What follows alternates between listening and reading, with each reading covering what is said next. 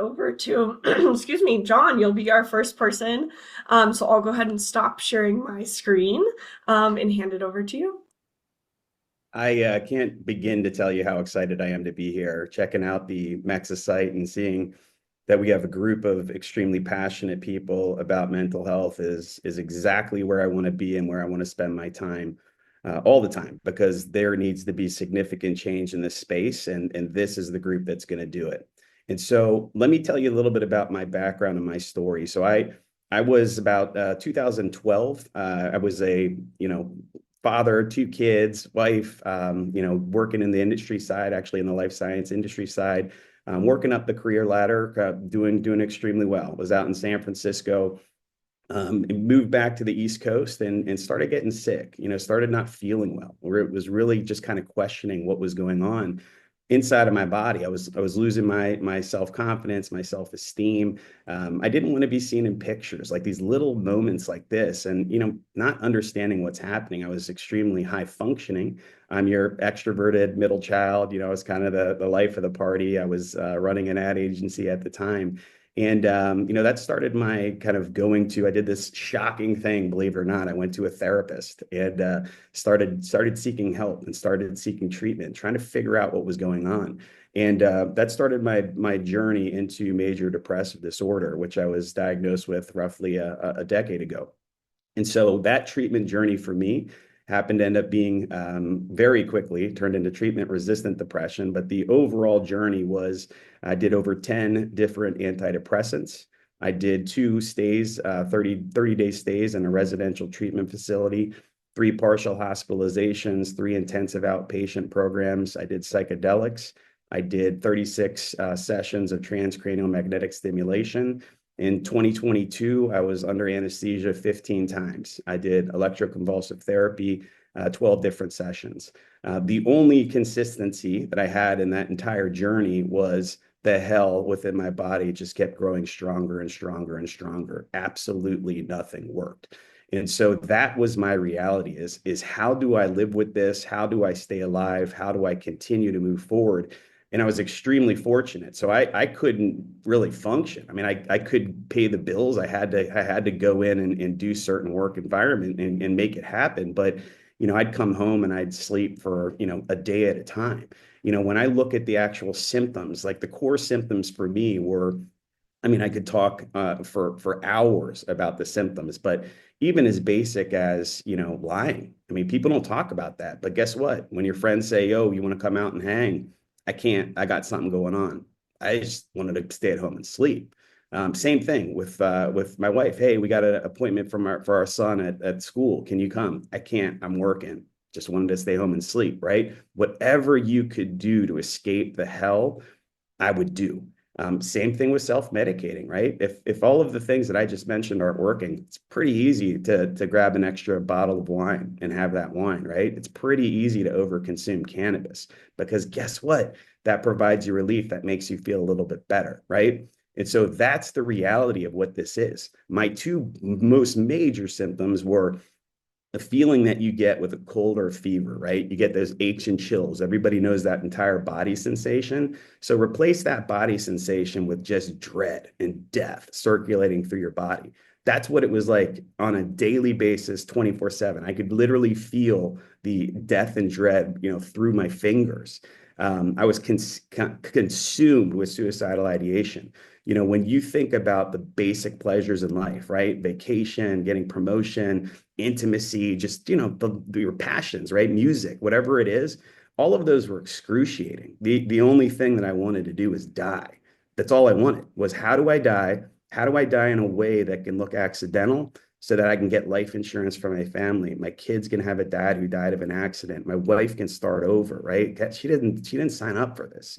So that's my daily grind. I ended up getting into a clinical trial for a deep brain stimulation out of Mount Sinai West. I got into that because I had my family doing research to see like what can we do to stop this misery and hell and John.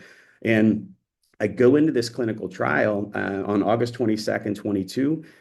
Tons of prep work, to get there. Got to get, inclusion criteria, meet it all, which I clearly surpassed. And I go into this trial. It's an 8-hour brain surgery. They wake you up halfway through, and just like I'm talking to you guys right now, your brain's exposed, and they're throwing electrodes in, and it was all good. I mean, the biggest comment that I would get from people is, "Are you freaked to go get brain surgery?" Absolutely not. I was psyched, and the reason I was psyched is I wanted to die. And so, worst case scenario, I die, and this is exactly what I wanted. I certainly didn't think that it was going to work. So you see my little funny bumps on the top of my head. These are caps that go over the electrodes that go directly down into my two specific portions of my brain. I have a battery right here, which is the pacemaker. Cord goes up my head, everything goes down. I have 23 million electrical pulses going to my brain every day, every second of the day. And essentially, they turn this device on, like literally, immediately, I'm in remission of depression, completely cured. I had to rehab my brain in regards to what is it like to live in this new world without living in a world of hell. And I'm continuing to still work on that 2 years later. But my very first thought was, I was right. Like, something is wrong with me. Something was wrong, right? You're dealing with a world where you're questioned and judged all the time. And so I'm like, oh my God, like I was right. Something was wrong with me. The second thought that I had was, I'm pissed. I'm extremely pissed that we are living in this environment, in this world that society has created, that has judging, labeling, and blaming people for a brain disease. I'm proof of that. I'm proof that there is a circuit off in my brain, just like Parkinson's, right? That when we stimulate and add electricity to it, I'm totally fine. It's ridiculous and absurd to me. So now when you look at the kind of current environment that we have, the current environment that we have is, you have in this country, in the globe, but in this country, I'm going to specifically talk about that here. So the four major problems that we have, by far, the number one problem is stigma. It is completely absurd. It is completely deadly. It is completely ridiculous. And I'm going to do everything in my power for the rest of my life to poke society in the face, to let them understand that your behavior is absolutely killing people, 100%. Think of the treatment that you would get if you were a person and you were labeling, judging, ostracizing somebody for having cancer. Think about that. Get over it. Snap out of it. Pull up your bootstraps. What do you have to have cancer for? You got a great family. You got a great job. It'd be the most absurd thing in the entire world, right? But that's all we get. That's all that mental illness gets. That's why people stay at home for 10 years with depression on average, to wait to get treatment, because they don't want to be judged for something they didn't ask for, right? That's completely unjust. It's completely ridiculous. So by far the biggest challenge that we have. Second, insurance. I'm completely financially in debt from this process. Could not be a more privileged person than I am. Completely financially destroyed from going through this. And so let me tell you how difficult it is to heal your brain, heal your mind when you're being financially ruined. So, greatest country in the world. There you go. That's the second one. Third one is government. So let's think about what we're doing here. So I had the ability, very fortunate, to speak in a neuroscience caucus earlier this year in Congress about the NIH Brain Initiative. So Congress in 2024 decided to cut the NIH Brain Initiative budget by 40%. So what does that tell me? That's telling me the government doesn't see this as a priority, which is completely ridiculous. The reason that I got my surgery paid for is through a grant from the Brain Initiative. So because of that, we're limiting the ability to move forward with research. You can't make it up. And then the fourth one is medical technology. So the ECT that I have to do before I did this is the gold standard treatment for severe depression. This is exactly what every single person with severe depression gets as a treatment. This is the last step, the final step. It's older than the very first creation of the McDonald's. It's 10 years older than when women were allowed to vote in this country. Like, how is this our world? And so every single person on this call, you have an absolute 100% impact on saving people's lives and making a difference. And the fact that you're here, and the fact that you care, and the fact that you find this to be completely unjust is exactly what we need to do in order to make change. The system is 100% broken. And so we have to change it. We have to absolutely make things happen. And I can't wait to be a part of that. When you looked at lived experience, this is how important lived experience is. And I'll use Motif Neurotech as an example. I spoke in DC last October. They reached out to me immediately and said, hey, We are a company that's starting that we want to change the game in mental health. We want to change the game in mental illness. We can't do that unless we have somebody at the table with us who's lived experience to make this a success. Hell yeah, sign me up. I'm at the board table with these guys, helping them make the best product that they can so that patients can heal, can get out of this current hell that they're in. And it's smart. I've worked in industry my whole life, and every company says they're patient centric, patient forward. We involve the patients. 90% do nothing.